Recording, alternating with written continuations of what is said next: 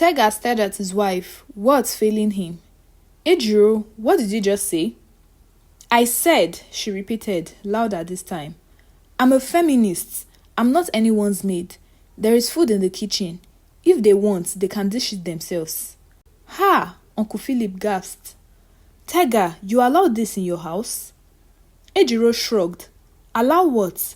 Respect goes both ways. This is 2025, not 1925. We don't serve men simply because they exist. I am all for gender equality. If you have a problem with that, you can use the door. The silence that followed was louder than the gunshots. The sun had only just begun to tilt towards the west, spilling lazy gold streaks through the half-open curtains of Tega's living room. The air inside was thick with the aroma of egusi soup, and the soft hum of a ceiling fan floated lazily above. Tega sat on the couch, scrolling through his phone, when he heard a loud knock on the door. Ah, my people don't come, he said, smiling as he got up to open it. Standing outside were his two uncles, Uncle Osas and Uncle Philip, both dressed in simple native attire, their faces glowing with the easy familiarity of home. Tega, my son, Uncle Osas said, spreading his arms wide. You didn't even tell us you had built a mansion like this, so. This your house, fine, well. Tega laughed, ushering them in. Uncle Osas, this one will not appear like EFCC raid. I no expect una today, oh. You know we like surprises, Uncle Philip replied with a chuckle. We were in the area and said we must greet our nephew. The laughter and pleasantries echoed into the corridor, straight to the bedroom where Ejiro sat on the chair by the mirror, frozen. Her face hardened instantly. Those voices, those men. The last time they visited, Uncle Osas had told her half-jokingly that a woman's place was in the kitchen. The memory burned in her chest. She felt blood heat up like boiling oil. Of all people to show up, she muttered, gripping her phone tighter. She could hear them laughing and clapping hands with Tega, the sound stabbing at her like insults. She wanted peace, and to her they represented the opposite. Loud, entitled patriarchal men who saw wives as household properties. Tega's voice called out from the sitting room. Honey, come and greet my uncles, oh. She froze, her lips curled in irritation. For a moment, she thought of ignoring him, but then she remembered what people would say. Ejiro has no home training. So she got up reluctantly, adjusted her gown, and walked out. Good afternoon, she said flatly, her voice stripped of any warmth. Both uncles turned, smiling. Our wife, long time, how are you doing? She just responded, not even looking at them. The uncles exchanged glances but said nothing. She turned around, about going back inside. Tega's heart sank. He forced a smile. Ejiro, please bring food for my uncles. There's jollof rice and chicken in the kitchen. That was when it happened. Ejiro spun around slowly, disbelief dripping from her eyes. You say I should bring food? Tega blinked. Yes, for my uncles. Abi, is there no food? She stepped forward, crossing her arms over her chest. Tega, I did not marry you to become a servant to you or your uncles. There's food in the kitchen. They can serve themselves. The room went silent. Uncle Osas's smile faded. Uncle Philip cleared his throat. Tega stared at his wife, words failing him. Ejiro, what did you just say? I said, she repeated, louder this time. I'm a feminist. I'm not anyone's maid. There is food. If they want, they can dish it themselves. Ha, Uncle Philip gasped. Tega, you allow this in your house? Ejiro shrugged. Allow what? Respect goes both ways. This is 2025, not 1925. We don't serve men simply because they exist. I am all for gender equality. If you have a problem with that, you can use the door. The silence that followed could have split glass. Uncle Osas picked up his cap slowly. Tega, my son, we will be going. We are not wanted here. Uncle, please. No, Uncle Philip interrupted, shaking his head. Let us go. When a woman does not respect her husband's people, she has disrespected him. We won't sit here and take it. They left without another word. Tega stood in the center of the room, feeling the air around him shatter. Ejiro, however, returned to her phone as if nothing had happened. He stared at her, a heavy lump forming in his throat. Ejiro, what has come over you? Nothing, she said casually. I'm just done being your family's servant. That night, he left. He didn't even bother to change his shirt. He just grabbed his car keys and drove to Mama Grace's beer parlor, the one down the street. He sat there for hours, drinking a bottle of malt, not alcohol, just malt, staring into space. His heart ached. When did she become like this? He let his mind drift back to where it all began. He met Ejiro in their third year at the University of Benin. She was the type of woman that made people pause mid-sentence. Her laughter came from deep within, sincere and musical. She had eyes that softened the hardest moods. He had been an average student from a modest home, but she didn't care. While other girls chased boys with cars, Ejiro preferred long walks around campus, hand in hand, eating roasted corn by the roadside. They graduated, and she got a job at a fintech company before him. It stung his pride a little, but she never made him feel small. When his rent expired, she helped him pay. When his phone broke, she gifted him a new one. Don't worry, she would tell him with a smile. When you rise, I rise. Even when her friends mocked her. Ejiro, men are users. Don't sponsor a man. He will dump you once he makes it. She ignored them. She believed in him. And when he finally got that oil company job that changed his life, Tega kept his word. He didn't abandon her. He loved her harder. He proposed in front of both families, tears streaming down his face as he said, You believed in me when I had nothing. I would never stop believing in you. They got married. He just wanted to make her happy and make her life easier. Even when she began to get stressed from work, he told her that she didn't need to work if she didn't want to. You've worked hard enough for both of us, he said. Rest, I've got this. At first, it was bliss. Morning kisses, laughter, spontaneous movie nights. Ejiro baked, decorated, and took care of the home. Tega, despite his busy schedule, still helped with chores like cleaning the house and washing dishes sometimes. But then came the boredom. They stretched into each other.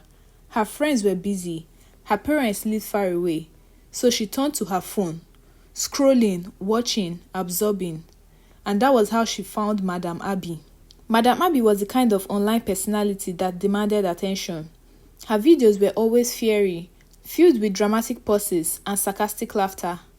My sisters, she would say, wagging a finger at the camera. Stop slaving for men. If he wants food, let him cook. If he wants clean clothes, let him wash them. Equality means 50-50. Abi no be so. Her followers would fill the comment section with fire emojis and applause. One day, she said, if your husband doesn't kneel down to thank you for cleaning his house, then stop cleaning. Let him see how it feels to live in his own dirt. Ejiro laughed out loud that first time she watched her live video. It seemed funny, exaggerated, but the seed was planted. Then the videos kept coming. Madame Abby told women not to bend to greet their in-laws, not to respect men hiding under culture. She mocked the idea of submission. She would say, submission is slavery. Be his partner, not his pet. She began advising single women who looked forward to getting married never to make such mistake. She would say, to all my single ladies in the house, marriage is not an achievement. It's just a title. Focus on your career and never listen to any man coming your way. They are all deceivers and users. Ejiro started to agree. She began comparing, counting and measuring. If she mopped the floor for 20 minutes, Tega had to iron clothes for 20 minutes too. If she washed plates, he had to wash the bathroom. One evening, Tega returned from work exhausted. She sat, arms folded. Babe, please serve me food, he said gently. Did your legs break? She snapped. There's food in the kitchen. Go and serve yourself. He sighed. Ejiro, I've been at work all day. And I've been at home all day too, cleaning and arranging. Equality, remember? You should even be grateful that I included you in my cooking. It hurt him, but he said nothing. He simply went to the kitchen and served himself. At first, he thought it was a phase. Maybe stress, maybe hormones. But then it became a pattern. She refused to cook on weekends, refused to do laundry unless he joined. Once, when his mother called to say that she was visiting, Ejiro said sharply, "She better not expect me to cook. I'm not her maid." She had become someone else. When she visited friends, she started picking fights too. At a baby shower, she argued that women should never get married again, no matter how good the man was, as it was a disservice to them.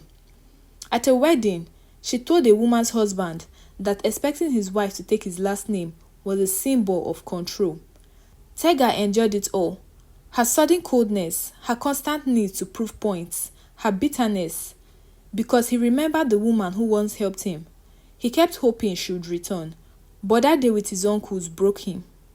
Back at the beer parlor, his old friend Kelvin spotted him. "Tega, my guy, now you be this?" Tega forced a smile. They sat together, and the story spilled out like a confession. Kelvin listened, jaw-dropping. "Guy, you mean say you dey go through all these things, and you never tell anybody since?" "I thought she would change," Tega said softly, "but it keeps getting worse. It's as if she keeps looking for every means to have a problem with me, even when there is no problem. Now, she's embarrassed my family." Kelvin slammed the table. "Guy, leave that woman. Na manipulation. Feminism no be madness." Tega sighed. "I don't want to leave her.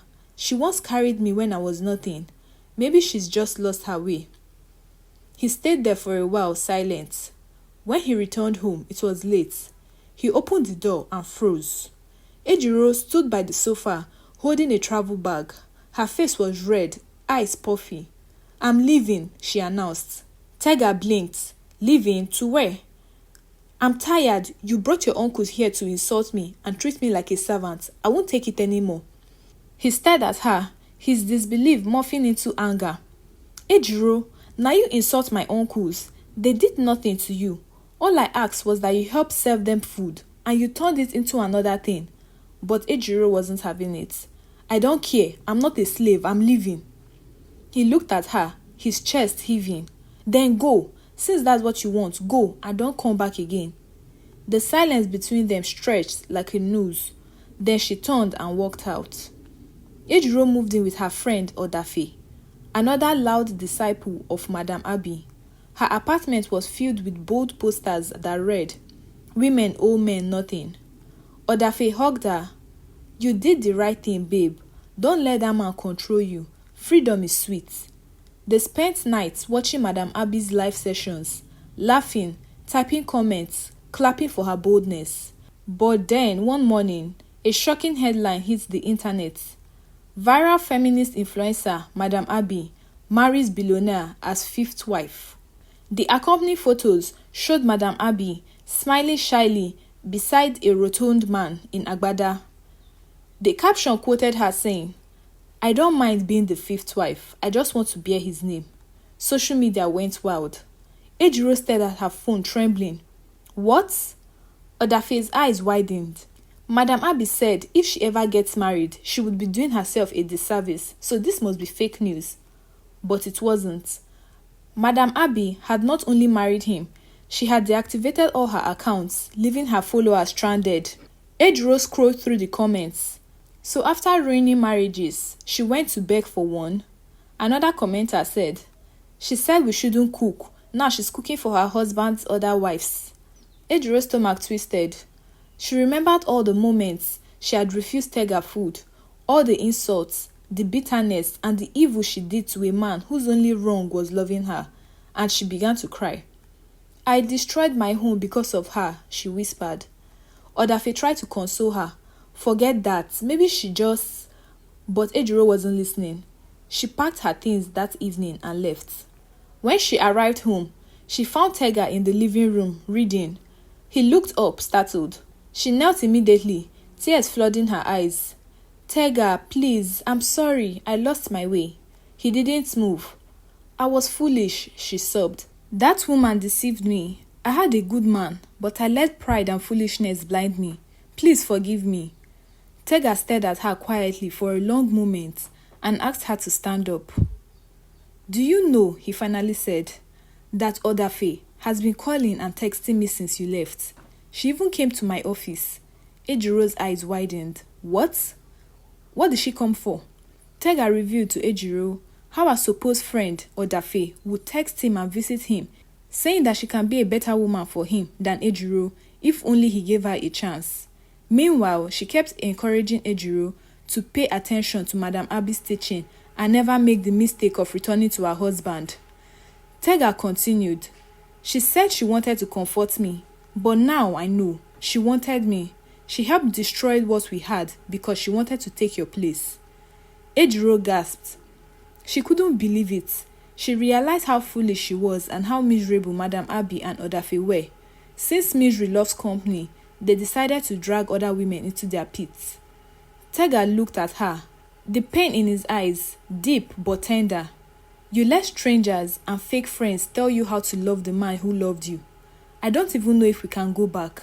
But she begged him, please, Tega, I will do anything. I just want my husband back. He sighed deeply. Then he stood up and lifted her up. I loved you when you had nothing. You loved me when I had nothing. I won't let foolishness destroy us.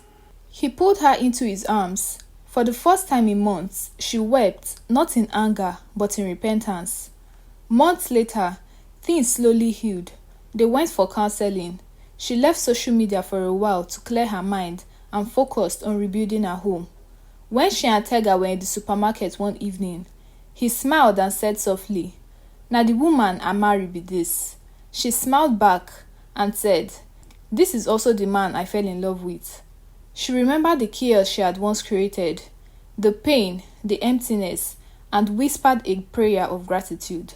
She had learned the hardest lesson. True feminism is not rebellion, it is balance, and peace can never live where pride resides.